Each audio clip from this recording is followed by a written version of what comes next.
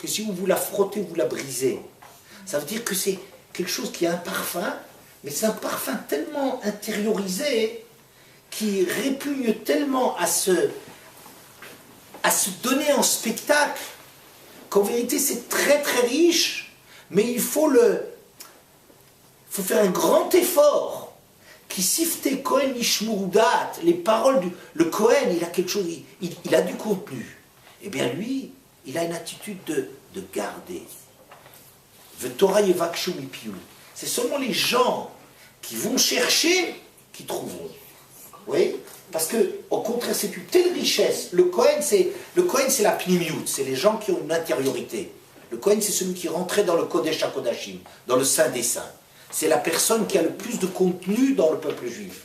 Eh bien, la Torah même du Kohen, c'est une Torah qui ne se livre pas. C'est pas un homme, c'est pas un orateur, c'est pas un homme du spectacle, c'est pas un homme qui se met en avant. Au contraire, c'est seulement ceux qui vont le solliciter qui peuvent obtenir. Et vous savez pourquoi?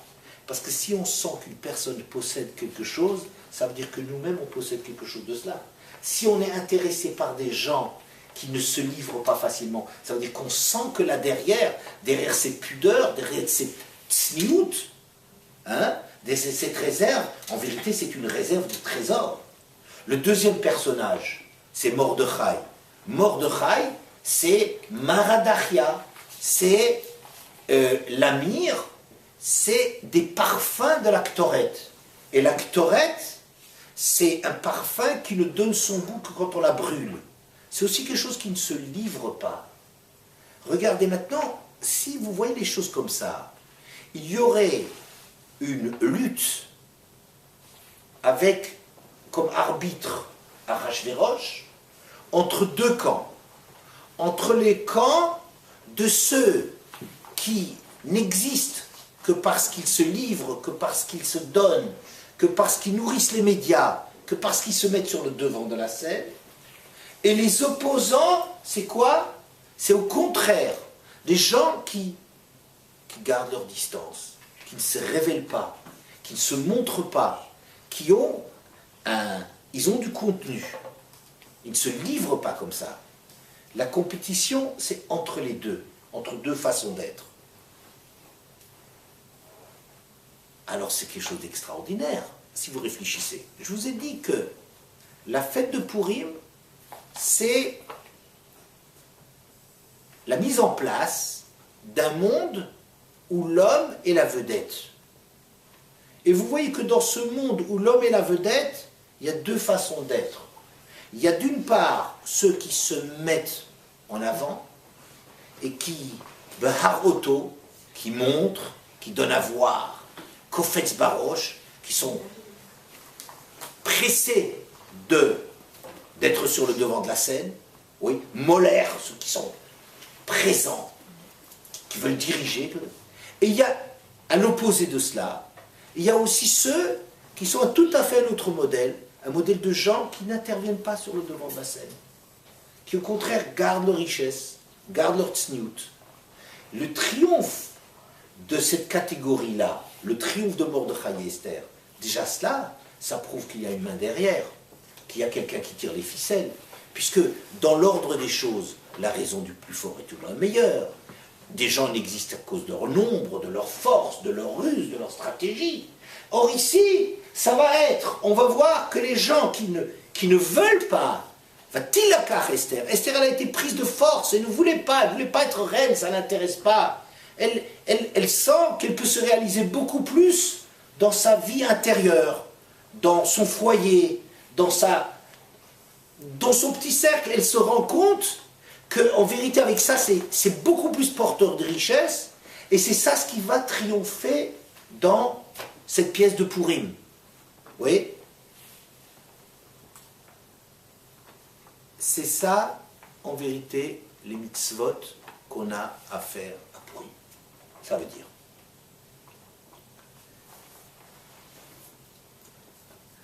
Qu'est-ce que c'est le corps? Qu'est-ce que c'est le corps? Est-ce que c'est la force de l'homme, le pouvoir d'intervenir, la beauté, la puissance? Ou bien, le corps, c'est un support. c'est un tashmiché Gdusha. Vous savez, on appelle ça tashmiché Gdusha, ça veut dire un support d'un projet, de quelque chose de sacré. Un Aaron HaKodesh, par exemple. Vous prenez là où il y a le Sefer Torah. Il y a le Sefer Torah, ça c'est ce qui est sacré, mettons. Oui. Le Aaron HaKodesh, l'armoire dans laquelle vous mettez le Sefer Torah, c'est un tashmiché Gdusha, c'est quelque chose qui sert, qui est porteur, qui est support de la Gdusha. C'est le cadre dans lequel on met la Gdusha. Ouais. Eh bien, le corps de l'homme, ça peut être la même chose. Il y a une shama, il y a une vie intérieure, il y a quelque chose qui se passe, oui. Et puis, le corps, c'est ce qui permet, qui est porteur de cela.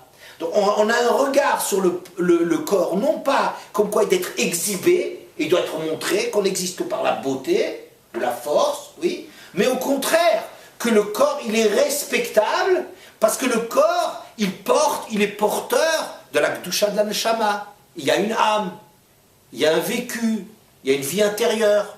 Et le corps, il devient extraordinaire parce qu'il devient grand, parce qu'il est porteur de quelque chose de grand.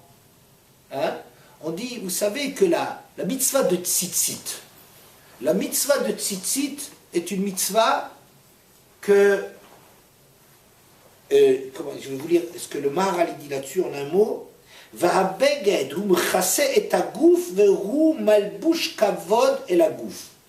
L'habit, c'est quelque chose qui couvre le corps, et c'est un malbouche kavod, c'est un revêtement, une couverture de respect pour le corps.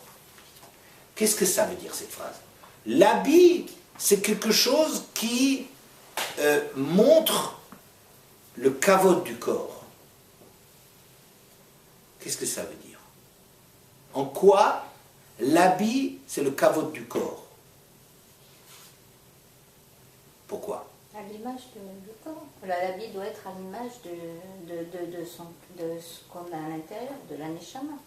Je ne sais pas, on a des habits qui sont bien simples, on peut dire, on ne faut jamais s'habiller d'une façon spectaculaire.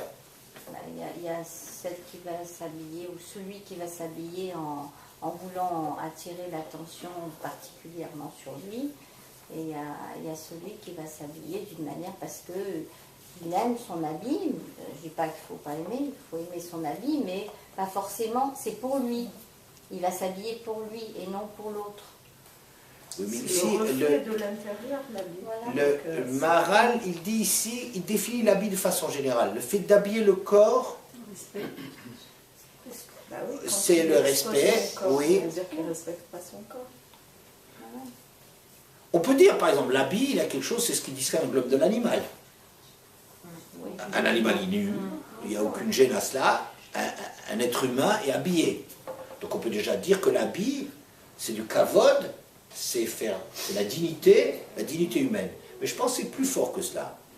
C'est que quand vous refusez de donner à voir, ça veut dire que la réalité, elle est plus élevée.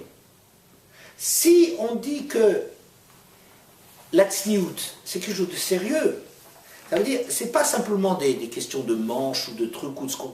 Ça, c'est l'expression des choses. Ça, c'est pas très... Bon, c'est important du point de vue halakha, mais c'est pas le fond de la chose. La tsniout, c'est-à-dire qu'on voit qu'il y a quelque chose d'important dans la chose. Elle n'existe pas par le fait de ce qu'on montre. Il y a des choses qu'on cache, on cache le corps parce qu'on ne veut pas que notre corps, ça soit quelque chose qu'on exhibe. Ça, c'est le kavod qu'on fait au corps. Dire qu'il faut être habillé, ça veut dire que je refuse de n'exister que par le regard que je donne, que je permets aux autres d'avoir sur moi. Si quelqu'un a besoin de s'exhiber, il est beau, une belle personne, elle aime se faire admirer, ça veut dire que c'est comme si elle se donne en spectacle. Ça veut dire que c'est comme si le corps, pour elle, n'est rien d'autre que de se mettre en valeur. D'accord? Bien. Alors, je dirais, cette personne, pour elle, le corps, c'est simplement... Il n'existe que dans sa beauté. Si je refuse à donner le corps, oui, je dis que je suis beaucoup plus que cela. Mais je vais avancer. Alors,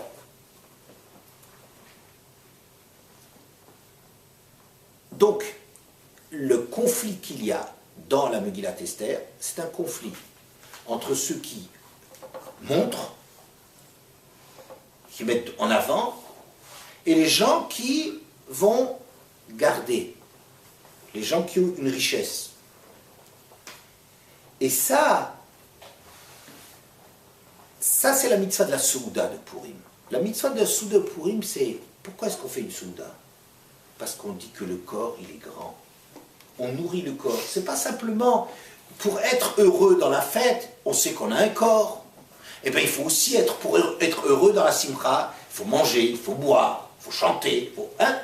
Dans les fêtes, on dit, tu sais, un homme, c'est pas un être purement intellectuel. C'est pas un pur esprit. C'est pas comme ça. Alors, dans les fêtes, on dira dans les autres fêtes, et une simcha, et la baba sarveyaïm, pour qu'il y ait la simcha de Yom Tov, il faut boire, il faut manger, il faut se réjouir, il faut donner à manger au corps. Mais c'est rien d'autre. Ça n'a rien à faire avec la Souda de Purim. La Souda de Purim, il dit qu'il y a une mitzvah pour le corps, un bon repas pour le corps. Pour le corps, ça veut dire quoi? Ça veut dire qu'on a trouvé que le corps, il a de l'importance. C'est pour le corps qu'on fait ça. Pourquoi le corps, il est important? Parce que Purim, c'est le triomphe des choses qui semblent être des choses qui n'existent pas par rapport à l'extérieur. On dit non. Le corps, c'est Hashmiché Kdusha, c'est quelque chose de très respectable. Et c'est pour ça qu'Esther ou Achashverosh sont des gens qui gardent à l'intérieur d'eux-mêmes. C'est parce qu'ils sentent que ça se passe à l'intérieur, c'est pour ça qu'ils sont respectables. Vous savez, il y a une grande halakha qui était la suivante. Un jour, il y a une femme. Ah, j'ai oublié de vous dire dans les halakhot. Pardon. Vous savez, dans les halakhot de Tzedaka, je vous dis, les halakhot de Purim sont très spéciales. Normalement, quand quelqu'un, il tend la main, il demande de l'argent. Il faut lui donner. Comment? Il faut lui donner. Qui a dit? Qui a dit ça? Vous dites ça. Vous avez peut-être tort. Il paraît que quand on vous tend la main, il faut le donner. Si on ne vous tend pas la main, pardon? Il faut réfléchir en fait. À Purim. Tiens, Purim. Alors, comment est-ce qu'on fait à part Purim? Sans Purim. Que à Purim. Oui, c'est bizarre ça, c'est vrai, c'est juste, vous avez raison. Mais qu'est-ce que ça veut dire? Quelle est la différence? Comment est-ce qu'on fait autrement et qu'est-ce qu'on fait à Purim? Il faut déjà donner trois Quand on pièces. donne, on ne réfléchit pas pour Purim. Et le reste, on réfléchit à quoi? Alors, je vais vous dire. Si la personne, elle demande à manger, là, il faut donner. Parce que ça peut être un danger, elle est peut-être... Elle peut périr d'inanition, je ne sais pas. Oui, si c'est pour donner à manger, on donne. Si c'est pour s'habiller, ou pour une dot, ou pour des choses de ce genre-là, on fait une enquête. On ne donne pas comme ça. Quelqu'un qui sollicite, peut-être c'est un voleur, c'est peut-être un menteur, et il y en a beaucoup. Il y en a beaucoup. Et il ramasse, et là, si c'est pas pour quelque chose d'un besoin immédiat, on fait une enquête. À Purim, tout d'un coup, on dit, l'argent de Purim qu'on donne, on ne fait pas, on ne fait pas des recherches. Tout celui qui tend la main, on lui donne.